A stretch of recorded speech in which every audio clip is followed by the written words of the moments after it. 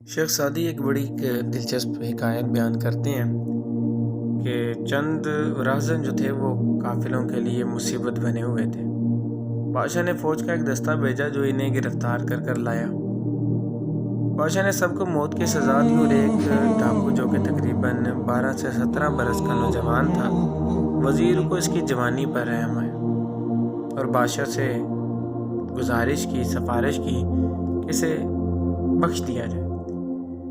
بادشاہ نے کہا، آگ بجھانا اور چنگاری کو چھوڑنا، سانپ کو مارنا اور اس کے بچے کو پالنا دانش نہیں ہے۔ چند درباری بھی وزیر کے ہم نوا بن گئے اور کہنے لگے کہ اے آقا نعمت، ابھی اس نوجوان کی فطرت میں بدی جو ہے وہ راسخ نہیں ہوئی، ممکن ہے کہ صحبت صالحہ سے سنور جائے۔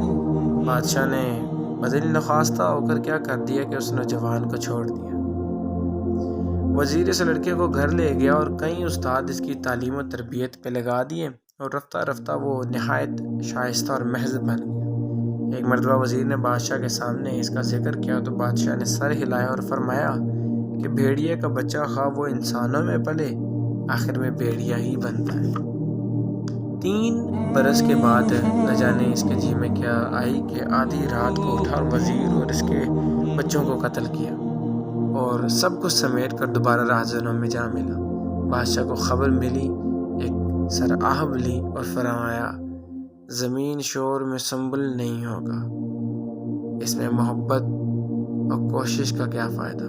بروں سے نیکی ایسی ہے جیسے نیکوں سے بدی کرنا۔